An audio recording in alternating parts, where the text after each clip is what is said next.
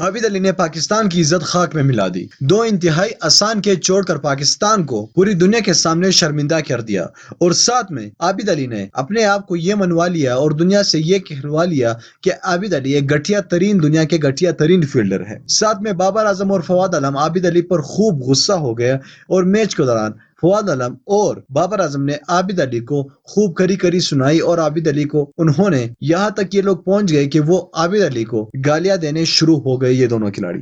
دوستو، عابد علی نے کون سے آسان ترین کیچ چھوڑے اور جان بوجھ کر چھوڑے، کیا جان بوجھ کر چھوڑے، اور بابر اعظم فواد عالم نے عابد علی سے کیا کہا، ہم آگے چل کر آپ کو اس ویڈیو میں ڈیٹیل سے بتائیں گے۔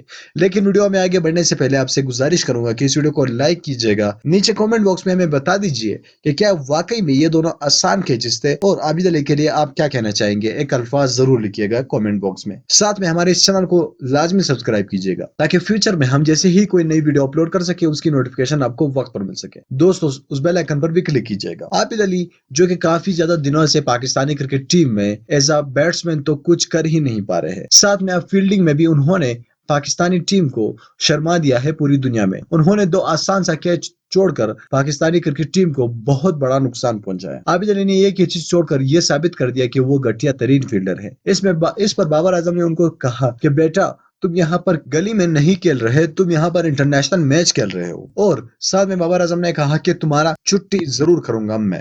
اس کے علاوہ فواد عالم نے کہا کہ اگلی بار اگر تم نے کیچ چھوڑا تو میں تیرا منہ توڑ دوں گا عابد علی، تم نے ہمارا جیتا ہوا میچ ہروا دیا۔ دوستو، عابد علی کے لیے آپ کامنٹ باکس میں کیا کہنا چاہیں گے، نیچے کامنٹ باکس میں اپنے رائے سے ہمیں آگاہ ضرور کیجیے گا۔